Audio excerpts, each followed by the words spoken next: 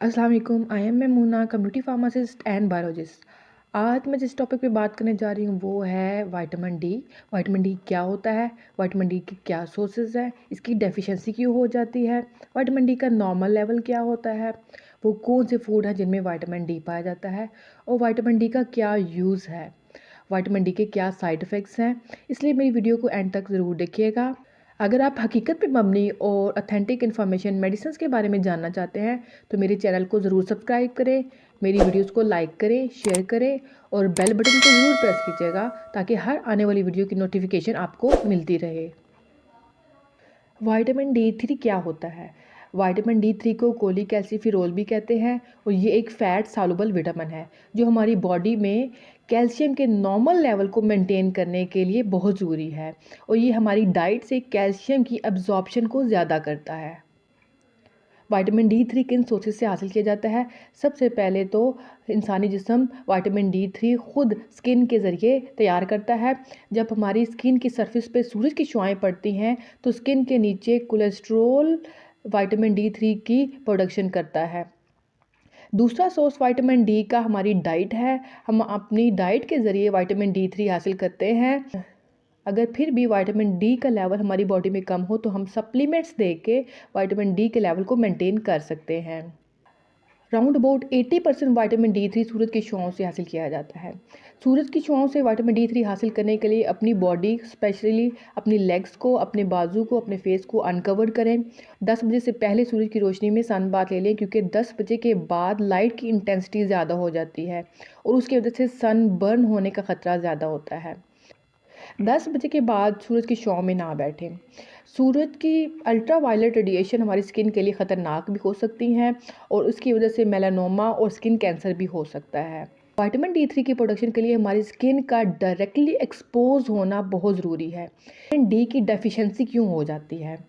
अगर proper sun exposure ना हो, अब बहुत से लोग हैं जो कि वर्किंग होते हैं, उनके पास इतना टाइम नहीं होता कि वो सन बाथ ले सकें या सूरज की छाँव में बैठ सकें, तो इसकी वजह से उनको विटामिन डी की कमी हो जाती है।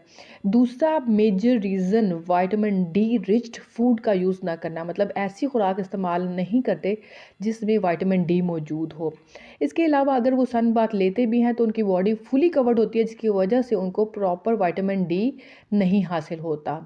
विटामिन डी थ्री किन फूड आइटम्स में मौजूद होता है? तो सबसे पहले विटामिन डी अंडों में मौजूद होता है, मशरूम्स में होता है, दूध में विटामिन डी होता है, फैटी फ़िश मछली जिसमें कोलेस्ट्रॉल का लेवल ज़्यादा होता है और चीज़ में होता है, योगर्ट अगर आप यूज़ करते हैं, बीफ लिवर यूज़ करते हैं, कॉड लिवर ऑयल मछली के जिगर का तेल यूज़ करते हैं, अनाज में विटामिन डी थ्री मौजूद होता है और फोर्टिफाइड ऑरेंज जूस, ये वो ऑरेंज जूस है जो कि फोर्टिफाइड होता है जिसमें विटामिन डी ऐड किया होता है और सालमन में, इंजीर में और आलमंड्स में विटामिन डी मौजूद होता है और आप इन फूड को यूज़ करके अपने विटामिन डी के लेवल को मेंटेन कर सकते हैं और विटामिन डी की कमी को भी दूर कर सकते हैं। अगर विटामिन डी का लेवल 10 नैनोग्राम पर एमएल से कम है तो इसका मतलब है कि आपको सीवियर विटामिन डी थ्री की डेफिशिएंसी है। अगर विटामिन डी थ्री का लेवल 10 टू 20 नैनोग्राम पर एमएल है तो इसका मतलब है कि इनसफिशेंसी है, विटामिन डी थ्री की अभी भी कमी है। अगर विटामिन डी थ्री का लेवल 30 टू 100 नैनोग्राम पर एमएल की रेंज में आ रहा है तो इसका मतलब है कि विटामिन डी एडिक्वेट अमाउंट में हमारी बॉडी में मौजूद है और अगर विटामिन डी थ्री का लेवल 100 से ज़्यादा है तो इसका मतलब है कि टॉक्सिसिटी हो सकती है, विटामिन डी का लेवल ज़्यादा है। विटामिन डी थ्री क्यों प्रिस्क्राइब किया जाता है? तो सबसे पहले विटामिन डी की कमी को पूरा करने के लिए और अगर विटामिन डी थ्री की कमी हो चुकी है तो उसके ट्रीटमेंट के लिए विटामिन डी प्रिस्क्राइब किया जाता है। ये हमारी बोन्स को स्ट्रॉन्ग करता है, हमारे टीथ को स्ट्रॉन्ग करता है क्योंकि विटामिन डी थ्री कैल्शियम की एब्जॉर्प्शन में अहम किरदार अदा करता है और कैल्शियम से हमारी बोन्स और हमारे टीथ स्ट्रॉन्ग होते हैं। विटामिन डी हमारी क़ुव्वत मुदाफ़त को बढ़ाता है। ऑस्टियोमेल्सिया में विटामिन डी को प्रिस्क्राइब किया जाता है। रिकेट्स के केस में, बच्चों में रिकेट्स होता है जिसमें टांगें टेढ़ी हो जाती हैं, उस केस में भी विटामिन डी प्रिस्क्राइब किया जाता है। ख़वातीन में ऑस्टियोपोरोसिस, हड्डियों का भुरभुरापन हो जाता है उसमें भी विटामिन डी प्रिस्क्राइब किया जाता है। अगर बोन फ्रैक्चर हो गई है तब भी विटामिन डी प्रिस्क्राइब किया जाता है। विटामिन डी मसल्स को मजबूत बनाता है। विटामिन डी कैंसर के ख़िलाफ़ डिफेंस है।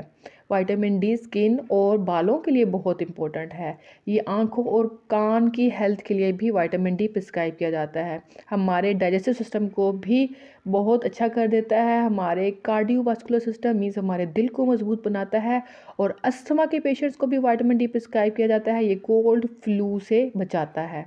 विटामिन डी के साइड इफ़ेक्ट्स क्या है? तो कोई मेजर कोई बड़े साइड इफ़ेक्ट्स नहीं है। विटामिन डी अगर यूज़ करते हैं, विटामिन डी से भूख की कमी हो सकती है, कब्ज़ हो सकती है, डायरिया हो सकता है, सर में दर्द, नौसिया या वॉमिटिंग, ये बहुत ही माइनर साइड इफ़ेक्ट्स हैं। कोई major side effects vitamin D की वजह से नहीं होते। अगर विटामिन डी की डेफिशिएंसी हो गई है तो डॉक्टर प्रिस्क्राइब करेंगे कि आप सन बाथ लें। इसके अलावा विटामिन डी इनरिच्ड फूड इस्तेमाल करें। और अगर तब भी विटामिन डी की कमी नहीं पूरी हो रही तो उसके लिए सप्लीमेंट्स या विटामिन डी की एम्प्यूल्स मार्केट में अवेलेबल है जिनको यूज़ कर सकते हैं।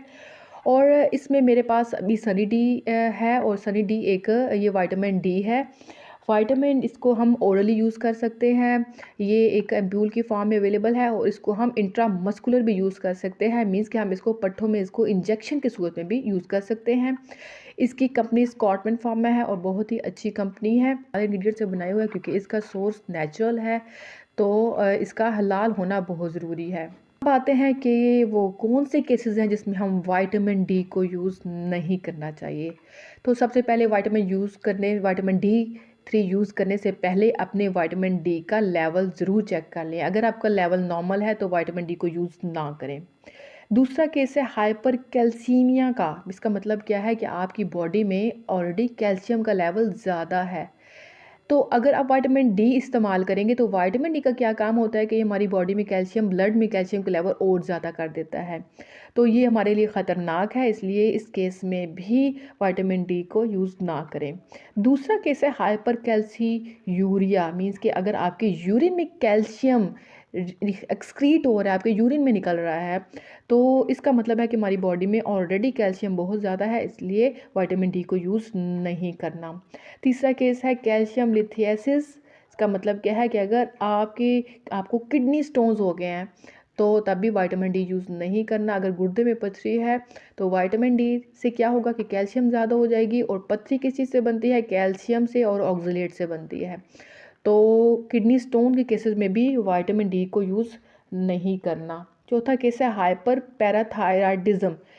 हमारे गले में ये एक ग्लैंड होता है, पैराथायराइड ग्लैंड। और ये अगर हाइपर एक्टिव हो जाता है तो ये हमारी बॉडी में कैल्शियम को ज़्यादा कर देता है। तो अगर ये ऑलरेडी हाइपर एक्टिव है तो हमारी ब्लड में कैल्शियम का लेवल बहुत ज़्यादा कर रहा है, तो हमें विटामिन डी यूज़ नहीं करना चाहिए।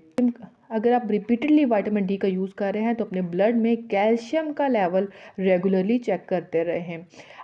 तो ये थी आज की वीडियो। उम्मीद है आपको पसंद आई होगी। मेरी वीडियो को लाइक ज़रूर करें, शेयर करें। इंशाल्लाह नेक्स्ट वीडियो में नई इन्फॉर्मेशन के साथ हाज़िर होंगी। तब तक के लिए अल्लाह हाफ़िज़।